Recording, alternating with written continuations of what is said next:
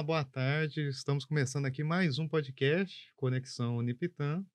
Meu nome é Rodolfo, eu sou professor de psicologia aqui do curso. Estou aqui hoje com o professor Thales. E hoje a gente vai falar sobre um assunto que gerou certa polêmica nos últimos tempos, especialmente no ano passado, que é o tema sobre psicanálise e ciência. Psicanálise é uma pseudociência. A psicologia tem o estatuto de cientificidade próximo às ciências duras, às ciências exatas. Então, se você tem interesse aí pelo tema, se você tem interesse e contato com a psicologia, convido que você fique até o fim, porque a gente vai decretar se psicanálise é ciência ou não no fim desse podcast. Então, eu vou começar contextualizando um pouco como é que surgiu essa discussão. Na verdade, ela é uma discussão que é mais antiga do que andar para trás. Desde que a psicanálise surgiu e também diversas abordagens da psicologia, a gente vai entrar nesse assunto um pouco mais com calma depois, mas desde o surgimento das primeiras movimentações, as primeiras difusões científicas que teve em relação à psicanálise, já havia um questionamento sobre o estatuto de cientificidade dela. E aí, essa discussão se desenvolveu ao longo de diversas décadas, tomando vários rumos, diversos tipos de críticas diferentes. E no ano passado, a gente teve um acontecimento marcante no meio da psicologia, que foi a publicação de um livro de divulgação científica, escrito pelo Carlos Orsi, que é um jornalista especializado em comunicação científica, e a Natália Pasternak, que é bióloga e especialista em microbiologia, que ficou muito famosa durante os anos de 2021, 2022 e 2023, por participar e por protagonizar um papel muito importante de defesa da ciência durante a CPI do coronavírus, que a gente teve no Congresso, diversas audiências, para discutir se havia omissões ou negligências por parte do governo federal. E aí todo esse movimento e toda essa divulgação feita pela Pasternak e por outros cientistas e divulgadores ganhou projeção e eles lançaram esse livro meio que na conjuntura de conseguir discutir de alguma forma essa questão no Brasil que vem ficando cada vez mais delicada sobre incentivo, eh, administração de recursos envolvendo ciência e uma certa descredibilização de parte da população determinados em relação a determinados consensos científicos. E aí eles lançaram esse livro, Que Bobagem, Pseudociências e Outros Absurdos que Não Merecem Ser Levados a Sério, no livro no qual eles discutem uma série de, vamos dizer, conhecimentos construídos ao longo da história, e aí entre eles alguns que tentam se passar por uma espécie de credibilidade científica, como constelação familiar, astrologia e por aí vai, e Massoterapia, né? massoterapia, aquela técnica Acupuntura, chinesa, né? acupuntura, E incluiu a psicanálise e também. incluíram a psicanálise dentro, e isso gerou um rebuliço terrível dentro do meio da psicologia, porque, especialmente no Brasil, a psicanálise é muito difundida, está presente em diversos cursos e instituições de ensino superior. E aí, nesse livro, basicamente, um argumento que eles retomam é um argumento muito antigo também, que remonta aos debates de epistemologia científica, e especialmente de um autor específico, que é o Karl Popper, que em diversas obras, e aí deixando algumas referências, né, para quem tiver interesse também em pesquisar, o livro A Lógica da Pesquisa Científica, que é basicamente onde ele faz as bases para o racionalismo crítico que viria a ser construído ao longo da obra dele, mas especialmente no livro Conjecturas e Refutações, que ele emprega os métodos que ele desenvolveu ao longo do tempo do racionalismo crítico para fazer um debate sobre as ciências da época, sobre as ciências que estavam em desenvolvimento, no caso na década de 60, que é quando ele publica o livro. E aí, nesse livro, ele faz uma crítica à psicanálise de que ela não teria um critério essencial para ser considerada uma ciência, que é o critério da falseabilidade. O que seria esse critério, esse conceito do Karl Popper? A falseabilidade, basicamente, é a possibilidade de uma teoria conseguir ser refutada ou conseguir ser criticada através da experimentação, da observação, do recolhimento de dados. Então, para uma teoria ser considerada científica, ela necessitaria da possibilidade de ser refutada a partir de dados e a partir de testes que correspondem a uma construção científica muito associada às ciências que a gente chama de duras, ciências física, ciência química, ciência biológica, e aí que, no caso, a psicologia deveria procurar um caminho que contemplasse o critério da falsabilidade. A crítica dele é que na psicanálise não contemplaria esse tipo de critério. Ela é uma teoria que seria englobante, que não admitiria, vamos dizer assim, dados fora dos próprios construtos teóricos. E aí esse é o ponto especial que a gente queria trazer para a discussão, porque esse ponto engloba não só a discussão que virou polêmica e que está na moda ser discutida, mas esse ponto ele toca numa coisa muito delicada na psicologia, que é quais os critérios que a gente usa para conseguir construir uma prática, conseguir construir uma teoria. Esses critérios são idênticos, eles conseguem ser importados de outras áreas científicas, de outras práticas científicas? Essa que é a questão que a gente queria trazer aqui para a mesa, para além só, né, desse debate que vem acontecendo. E aí, pensando um pouco nisso que o Rodolfo trouxe, né, sobre esse debate bem do primeira metade do século XX, pega um pouquinho ali logo do início ali da segunda metade, né, e que é retomado com muita força aí pela Pasternak, né, e pelo Orsi, eu acho que vale pensar um pouco o quanto que essa crítica, né, que a Pasternak faz e que eles acabam nomeando a psicanálise um pouco como alvo aí dentro das perspectivas psi, ela, em algum grau, ela acaba arrastando junto consigo, a partir dos pressupostos, né, epistemológicos que ela toma, boa parte da psicologia, né? E aí eu acho que, pegando um pouco esse fio, né, que o Rodolfo trouxe sobre questões de dificuldade de fundamentação epistemológica da psicologia como um todo, eu acho que vale a pena retomar muito rapidamente, assim, alguns princípios gerais, assim, que basearam basicamente aí o surgimento das ciências humanas, e dentro das ciências humanas a psicologia, que talvez seja uma das ciências humanas mais novas, né, mais recentes, e que talvez tenha enfrentado de maneira mais frontal esses desafios, né. E para isso eu queria voltar rapidamente assim no tempo, de dizer que essa dificuldade de fundamentação epistemológica ela remete basicamente ao início da ciência moderna, né, no século XVIII, né? No momento em que surge a ciência moderna, principalmente com a aplicação da matemática, né, para o estudo do mundo, né, do universo, o movimento dos astros, né, a matematização, né, baseada na observação dos astros, né, a partir principalmente ali, né, do Newton, etc.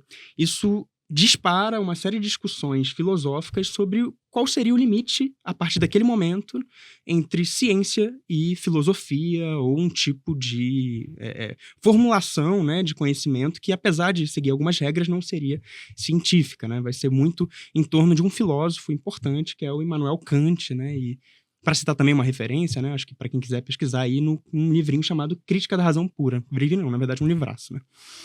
E, bom, com essa discussão, né, do Kant, que é basicamente ele querendo discutir quais são as condições de possibilidade do conhecimento, o que a gente é capaz de conhecer cientificamente, né, e estabelecendo ali os limites, né, do conhecimento científico, ele propõe que o que permite que a gente conheça o mundo objetivo, né, que é o objetivo da ciência, né, você precisa de uma faculdade do conhecimento.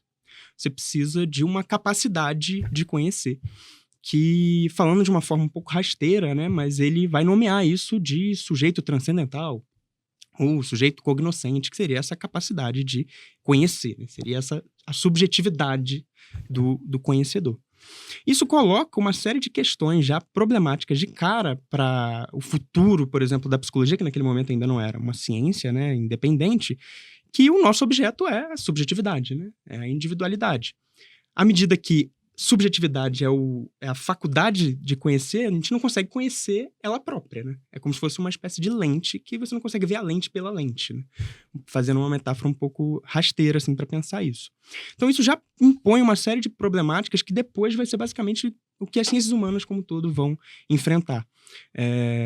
Uma curiosidade que eu acho que é interessante comentar, que quando surge a divisão entre ciências naturais e ciências humanas, né, no contexto germanófono, né, entre pessoas que falam alemão, o termo que se refere a ciências humanas, se a gente fosse fazer uma tradução literal, seria meio que ciência da alma, né? Tinha o termo Geist, né, que é alma, espírito, tem várias traduções mente para esse termo. Então, a ideia de alma, para o próprio Kant, seria um objeto que estaria para além da capacidade do conhecimento científico. Então, a gente tem meio que um veto já de cara para o surgimento da psicologia enquanto ciência, isso lá no século XVIII, que vai ser um tipo de obstáculo epistemológico que toda a psicologia, quando vai surgir a psicologia no século XIX, já com principalmente um autor importante, que é o Wundt, ela vai ter que enfrentar. Que é o fato de que a gente não consegue ter acesso a esse objeto, a essa experiência, que é a experiência subjetiva.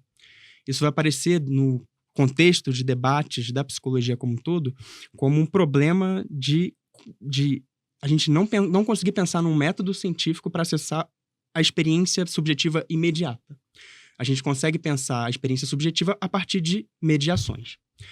Bom, esse problema específico, ele leva a um outro veto que também a psicologia vai ter que enfrentar, e aqui eu estou falando no contexto da psicologia em geral, nem entrei ainda na psicanálise, que a psicologia também vai ter que enfrentar para tentar se constituir como uma ciência independente, que é, se a gente só consegue acessar a subjetividade, que é o nosso objeto, né, a mente, a partir de mediações, outras ciências parece que dão conta melhor do que a gente. E aí a gente entra num segundo autor, também importante, que vai ser o Augusto Comte, positivista, e que, em alguma medida, eu considero que influencia muito desse debate, que depois o Popper vai retomar, que vai propor que a psicologia ela não tem estatuto de uma ciência independente. Ela é, no máximo, uma subdisciplina de outras ciências.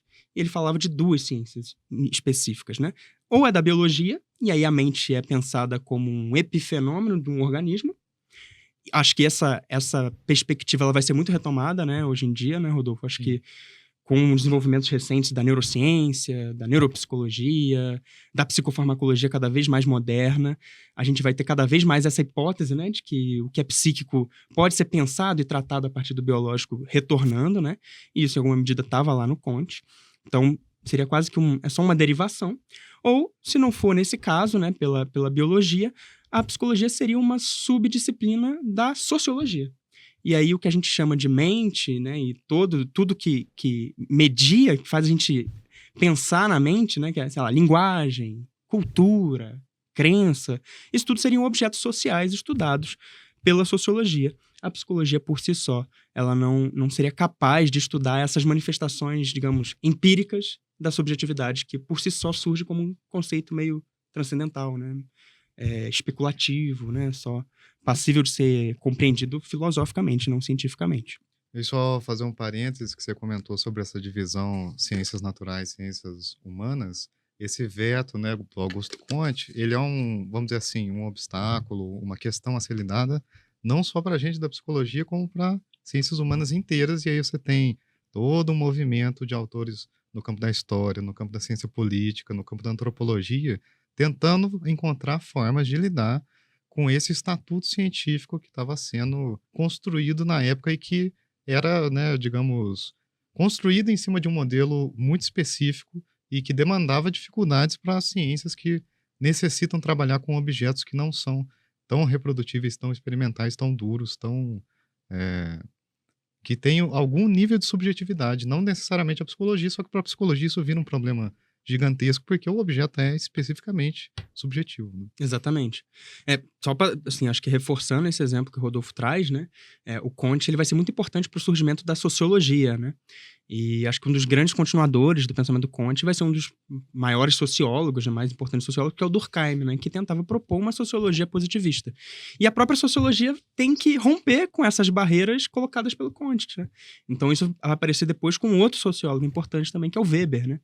Que vai justamente pensar que tem algo no fenômeno social que não é passível de explicação causal, ele precisa ser compreendido, né? Bom, no caso da psicologia, acho que isso é mais forte ainda, né? Então, o surgimento da psicologia com esse autor que eu comentei, né, o Wundt, né, que, assim, basicamente, qualquer livro de história da psicologia põe o Wundt como uma espécie de pontapé do surgimento da psicologia como ciência, né? Ele cria o primeiro laboratório de psicologia experimental em Leipzig, né? Ali no segunda metade do século XIX. O próprio Wundt vai tentar enfrentar esse problema de maneira muito forte, né? Então ele vai tentar pensar, então, a subjetividade, né? O espírito, o Geist, a alma, a mente, a partir dessas suas mediações empíricas, que seriam ou sociológicas ou biológicas. E ele vai constituir, então, a psicologia como um ramo que se divide em 2 projetos, né? Então, o Wundt acreditava que o psiquismo é marcado por uma unidade, que ele chamava de unidade psicofísica, só que a gente só consegue estudar ele cientificamente separando. Uma seria a psicologia experimental, que estudaria os processos psicológicos básicos, então ligados à sensação. A outra seria a psicologia dos povos, que estudaria os processos psicológicos complexos, né? Os processos psicológicos superiores, né? Então, isso vai marcar, né? A psicologia, ela vai se debater com essa dificuldade metodológica e de justificação epistemológica desde o seu início. Isso, basicamente, toda a psicologia que vai surgir depois do Wundt vai focar em um dos problemas dessas psicologias para tentar desenvolver e elaborar, né, uma forma de dar conta, né, do nosso objeto, sem ignorar a importância, né, dele ser estudado de alguma forma, né.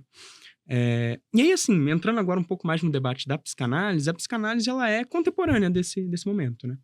Então, a psicanálise é criada por esse autor, né, o Sigmund Freud, ali também na virada do século XIX para o século XX, então acompanha ali as primeiras correntes no campo da psicologia, ainda que ela se constitua como uma perspectiva independente, né, não como uma ala da psicologia, se debate com problemas parecidos com a psicologia, vai ser muito assimilada, né, pela psicologia. Então, o Freud, como ele era médico, né, então ele tinha uma perspectiva prática de intervenção milenar, né, dentro da medicina que era clínica, né, e ele vai tentar articular isso com uma teoria, né, psicológica, e isso vai influenciar muito fortemente a psicologia. Então, basicamente, a clínica psicológica, ela assimila muito desse gesto, né, do Freud inicial, e ele vai, como tal, também se debater com os mesmos problemas que a psicologia como um todo vai se debater, que é de tentar pensar a subjetividade a partir do pano de fundo de suas mediações. Então, acho que isso é importante de trazer, porque ainda que, existe esse debate do Popper, que vai ser retomado, de que no campo da psicanálise, os nossos experimentos, né, a maneira como a gente estuda não passa pelo mesmo grau de verificação das ciências exatas, né? Isso não quer dizer que a gente não constitua formas de tentar verificar as nossas hipóteses teóricas. E eu queria colocar aqui, acho que tem um tripé importante de que a psicanálise, ela vai, entendendo todas essas críticas, ela vai tentar pensar justamente a subjetividade e a consciência e o inconsciente, né, que vai ser um conceito que o Freud vai debater de maneira muito forte, a partir pelo menos de 3 mediações, respeitando essas críticas que já tinham sido colocadas. A primeira mediação vai ser biológica. Eu acredito que o Freud, como médico, né, e que tinha uma experiência ali muito grande em ciências com neuroanatomia, neurofisiologia, né, ele não vai abandonar a importância da determinação biológica para entender, para compreender os fatos psíquicos, né? E isso se mostra na centralidade, por exemplo, da sexualidade para a psicanálise. A centralidade da sexualidade está muito ligada ao fato de que o Freud ele queria entender no que a experiência psíquica, que parece tão autônoma, ela se apoia num organismo individual. A sexualidade seria essa raiz, vamos dizer assim, que estaria em alguma medida ligada ao somático, mas estaria no limite do somático. Então, ela está ligada ao somático, mas ela não é só o somático, né?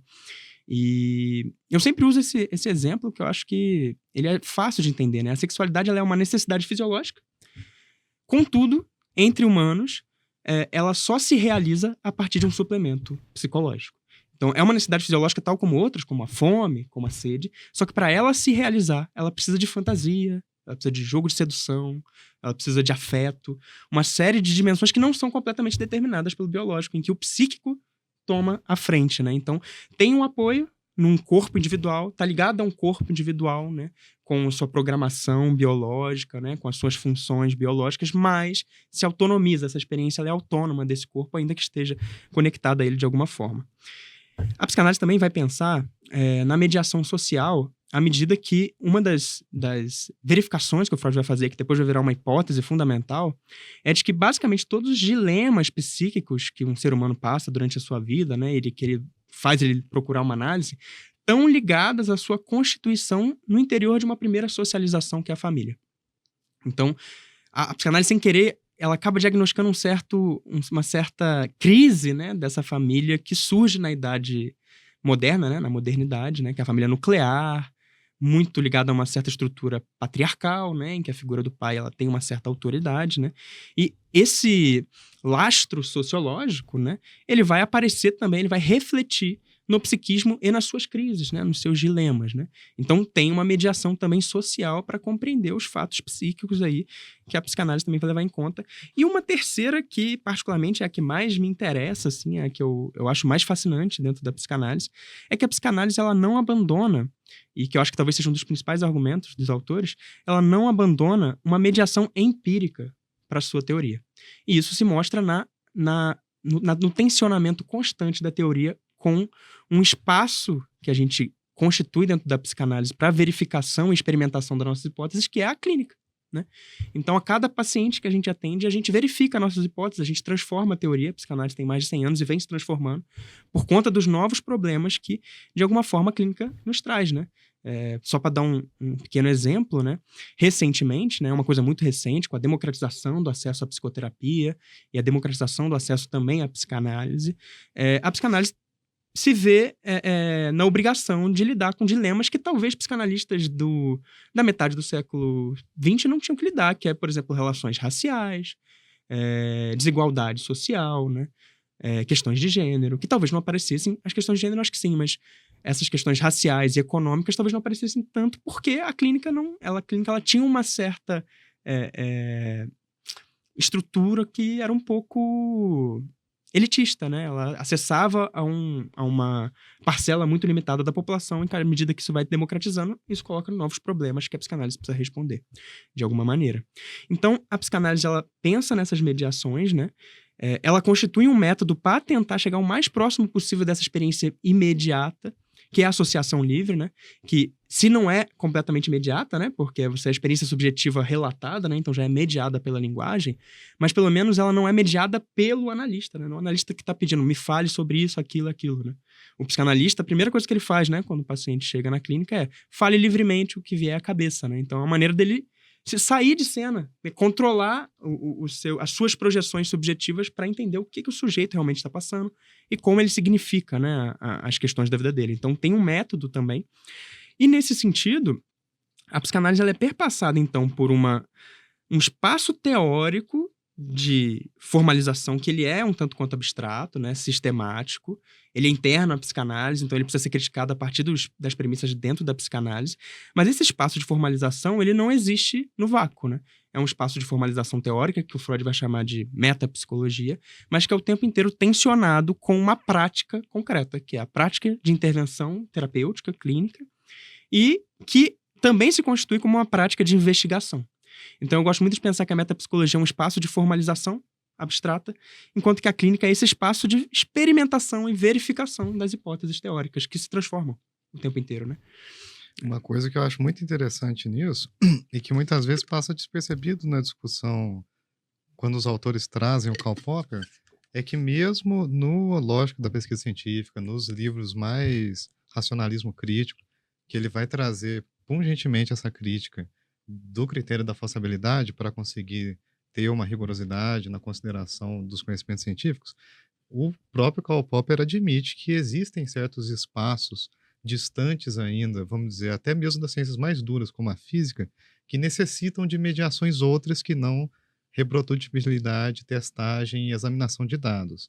E aí ele dá o exemplo, por exemplo, e aí é um exemplo que eu sei que você gosta, da relatividade do Einstein, que você precisa primeiro de uma mediação teórica muito descolada e muito autônoma em relação aos dados observáveis até o momento, para conseguir articular uma teoria que futuramente vai aí sim conseguir trazer dados para averiguar se os critérios dela estão rigorosos ou não. Ou seja, existe uma parte dentro dessa crítica que abre um espaço para considerar que até mesmo as ciências mais duras precisam dessa espécie de campo de experimentação teórica que você chamou, por exemplo, na psicanálise, a nossa metapsicologia, Sim. que cria conceitos, cria articulações teóricas para conseguir ver a empregabilidade daquilo na clínica ou não descartar o conceito, igual o Freud descartou inúmeros ao longo da obra toda. O próprio surgimento da física antes do Einstein, né? Ela tá ligada a uma se não houvesse uma abstração pura, não seria possível o surgimento da física moderna matematizada, né? Que é a partir da invenção do cálculo infinitesimal. E matemática é abstração, né? Assim, ninguém vê um número andando pela rua, Sim. assim como a gente também não vê um conceito da psicanálise que é de pulsão, por exemplo, andando pela rua. E ok, né? Isso não quer dizer que o conceito ele não tenha efetividade material, né? Sim. A gravidade, né, ela é uma constante matemática, né? Para poder compreender justamente algo que era invisível, né? A mediação entre corpos que não se tocam, né? Mas que, de alguma forma, exercem algum tipo de força, né? De atração no outro, né? A partir de uma formalização matemática. No caso das ciências humanas, né? A gente tem outras vias, né? De experimentação abstrata, teórica, né? Que não passam tanto pela matemática, né? Mas que passam por mecanismos que não deixam de ser sistemáticos, né? A sua maneira, né? Sim. Uma outra coisa que eu acho interessante nisso que você falou sobre as mediações, né, para a gente conseguir chegar nesse núcleo do nosso objeto, que seria a subjetividade. A psicologia, ela surgiu, igual você comentou, especialmente a psicanálise, né, a partir do método clínico, a partir do tratamento de padrões de comportamento, a partir do tratamento de indivíduos que eram considerados desajustados mentalmente, desajustados comportamentalmente. E eram, muitas vezes, quadros que não envolviam, por exemplo, lesões físicas, degeneração do tecido nervoso. Eram quadros em que a pessoa apresentava um organismo biológico plenamente funcional como qualquer outro, e, de repente, algum quadro sintomático aparecia. Sim. E aí tinha alguns casos mais graves. Eu sempre gosto de dar esse exemplo, porque ele é bastante assim ilustrativo, que é o caso de diagnósticos que eram feitos na época da década de 10, 20, de um quadro chamado demência precoce, que hoje evoluiu para os quadros de transtorno psicótico. A gente tem o que seria próximo na época a ser diagnosticado como uma esquizofrenia, como uma psicose paranoica. E esse quadro, muitas vezes, ele se apresentava em indivíduos que não tinham degeneração neurológica observável, que não tinham quadro, por exemplo, de disfunção fisiológica e por aí vai. Esse tipo de quadro, não só ele não tinha uma referência fisiológica e biológica concreta para poder se apoiar no diagnóstico, como muitas vezes eles apresentavam regressão também. Eles apresentavam regressão de sintomas e uma melhora do paciente. Ou seja, tanto o quadro de sintomas quanto a possibilidade de, entre aspas, melhora, estava sendo mediado por alguma outra coisa. E aí esses autores, o Freud, vários psiquiatras da época, e aí a gente tem também a corrente na árvore da psicologia que gera a psicologia fenomenológica e por aí vai, apostavam que a subjetividade, esse aspecto psicológico, influenciava no bem-estar, na saúde mental, enfim, no quadro daqueles indivíduos que apresentavam esses determinados sintomas. E aí, essa questãozinha assim de alguma coisa subjetiva impacta na saúde mental, alguma coisa subjetiva vai alterar o funcionamento daquela pessoa. Isso é uma coisa que é tão difícil a psicologia conseguir se livrar, a psicologia se apoiar só, por exemplo, em mediações estatísticas, em aferições de evidência a partir do comportamento, que, por exemplo, eu estava dando uma olhada esses tempos em alguns estudos recentes de uma escola inglesa que está muito relacionada à psicologia baseada em evidências, Uhum. e aí eles estão fazendo uma espécie de retorno ao Skinner, porque aparentemente a aferição das evidências, a aferição estatística de quais metodologias clínicas funcionam ou não estava sendo suficiente a ponto de conseguir lidar com determinados casos. E aí surgiu a hipótese de tentar retornar para uma perspectiva de analisar a individualidade de cada paciente. Eles encontraram um referencial nisso na abordagem da análise do comportamento do Skinner. Então, eu acho isso interessante, porque essa questão de a psicanálise é ciência ou não, os métodos dela são objetivos ou não, ela levanta um problema que, igual o Tales trouxe pra gente, é histórico, está na Constituição da Psicologia, está na Constituição das Ciências Humanas, e ainda não foi plenamente superado. A gente não encontrou uma resposta fácil para isso. Então, essa pergunta, né, se psicanálise, eu até brinquei no começo do podcast que a gente ia bater o martelo, mas essa pergunta, se a psicanálise é ciência ou não, a resposta da psicanálise não é ciência, ela é uma má resposta para uma pergunta que é muito boa. É uma excelente pergunta, porque ela construiu a psicologia de forma geral desde o começo. E ela ainda continua construindo os caminhos que a psicologia vem tomando e vem rumando. Então, essa é uma questão, assim, para deixar, né? Sim. Talvez pegar esse ensejo, né, que surge talvez de uma afirmação peremptória, né, do livro, né, do livrinho deles, né, que é que bobagem, né? Sim, Mas pra dizer não, na verdade não é bobagem, é uma pergunta boa, né? É é uma uma pergunta pergunta boa. que orienta basicamente todo o campo da psicologia. Eu diria que as diferentes abordagens, a gente focou na psicanálise, que é a nossa praia, né? Mas as diferentes abordagens tentam dar respostas diferentes para esse problema, né? E é levar a sério, né, essa pergunta. Ela não tem uma resposta simples, né? Mas também isso não inutiliza os campos que estão, de alguma maneira, tentando responder ela, né? Sim, perfeito. E é importante, eu acho também, que ela seja levada muito, muito a sério, porque esse é outro tópico aqui também delicado que a gente vai entrar um pouco, que são espécie de mediações sociais e políticas que, de alguma forma, influenciam no tratamento que é dado para esse tipo de discussão, né? A psicanálise, no caso do brasileiro, ela teve uma profusão inicial bastante grande em relação a outras abordagens, a outros métodos psicológicos. Virou parte da cultura, né? Todo mundo fala, Freud explica, né? Porque isso de alguma maneira entrou, né?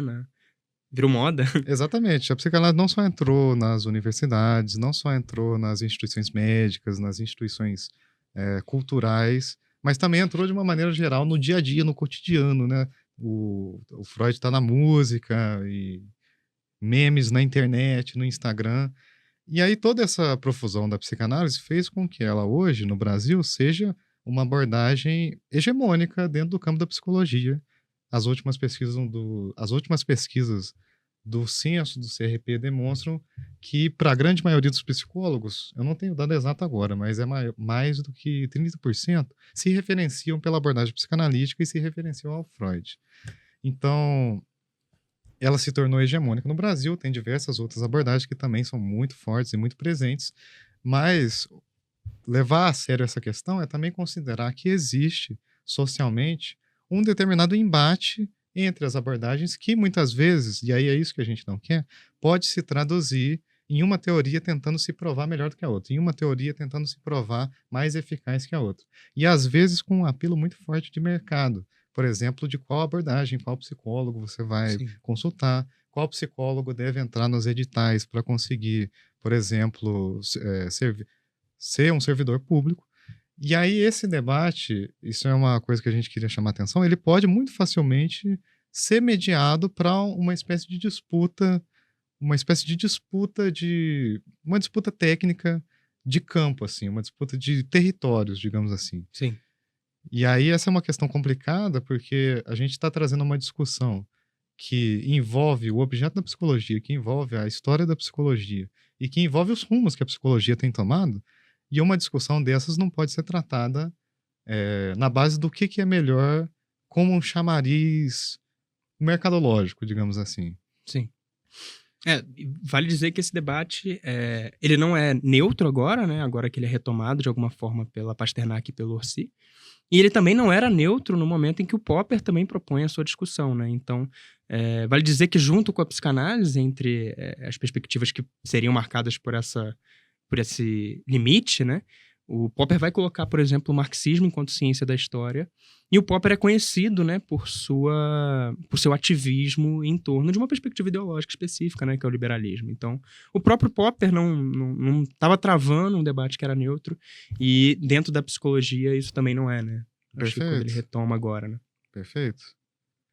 É muito difícil conseguir colocar essas discussões sem retirar totalmente o aspecto político que elas têm, até porque a gente sabe que a neutralidade ela também implica num posicionamento político. Então, isso é um aspecto importante, assim, de como que essa discussão ela tem esse lado, e esse lado pode muitas vezes tornar um pouco mais nebulosa a discussão epistemológica, a discussão clínica, a discussão técnica, a discussão de conhecimento que a gente traz para a psicologia, né? Acho que é isso, né? Eu acho que é isso, né? Acho Tem que a mais algum gente... ponto? Será? Eu tô tentando pensar Tentando aqui. pensar também. Acho que a gente conseguiu cobrir, assim, meio rapidamente, né? Pra poder, pelo menos, sobrevoar o assunto. Daria pra conversar muito tempo ainda, né? Sim. Mas acho que dá uma primeira visada, né? Sim. Eu acho que, de novo, fortalecendo esse ponto, assim, que o Thales trouxe também. Nas disciplinas que eu dou aqui, eu sempre comento, todos os autores, a gente está falando de psicologia social, de psicologia fenomenológica, de psicanálise, psicologia do comportamento, sempre tem esse ponto que é espinhoso e que é muito difícil de manejar sem ter questões a serem levantadas, que é sobre o tratamento que a psicologia dá para a subjetividade, sobre a passagem de um organismo biológico para um organismo que tem certas especificidades, como afeto, como consciência, no caso da psicanálise, considerando também como inconsciente. Então, essa passagem de a gente conseguir analisar um organismo a partir da biologia, a gente conseguir analisar leis físicas através de construtos matemáticos, a gente conseguir analisar a realidade psíquica, é uma passagem que é muito difícil de ser feita com soluções prontas, com soluções fáceis. E aí as soluções fáceis, muitas vezes, na grande maioria das vezes, não são as soluções mais rigorosas. Sim. Então, É basicamente um dos grandes problemas, acho que talvez, da humanidade, que é pensar como se dá essa passagem da natureza para a cultura, né? De um objeto que é meramente natural para um objeto que é cultural e passa a responder a novas determinações, né? sim, total. E que caracterizam basicamente o que há de mais rico na humanidade, né? Que é criar coisas, inventar coisas que não estão dadas por nossa capacidade natural. Exato. E aí, gente, novamente, assim, é uma discussão que engloba a psicologia toda, porque, de novo, retomando lá no início da conversa, né, o veto do Augusto Comte, se fosse suficiente, por exemplo, o conhecimento sociológico para explicar o comportamento humano, para explicar a realidade psíquica, se fosse suficiente o comportamento biológico para explicar a realidade humana, a realidade psíquica, não precisaria haver psicologia. Por algum motivo social, por algum motivo clínico, é necessário existir a psicologia. E a gente vê que novas soluções e novas construções precisam ser feitas visando a especificidade do objeto da psicologia para conseguir ter um manejo dos campos de problemas que a gente tem lidado, né? Então, se o veto dado à psicanálise e também a demais abordagens da psicologia fosse feito tão facilmente, não iria ser necessário ter um campo de estudo próprio com séculos de construções para conseguir dar conta desse problema. Acho que é isso, né? Eu acho que é isso. Espero que o debate tenha sido interessante, né? E produtivo e também que não tenha sido chato, né? E acho que é isso, né? A última pergunta, é ciência ou não, psicanálise? Eu acho que a resposta é difícil. Eu precisaria de algumas horas aí pra responder. Também Acho que acho. tem um esforço rigoroso, metodológico, sistemático, que nos diferencia, acho que da filosofia e de outras formas de construção de conhecimento. Agora, é claro, né? Acho que essa resposta ela é difícil, né? Ela é dura. E é bom que seja. Que bom, né? Bom. Então é isso, gente. Estamos encerrando aqui mais um podcast Conexão Uniptan. Espero que vocês tenham gostado e sigam aí para acompanharem mais debates interessantes e estimulantes. É isso. Valeu.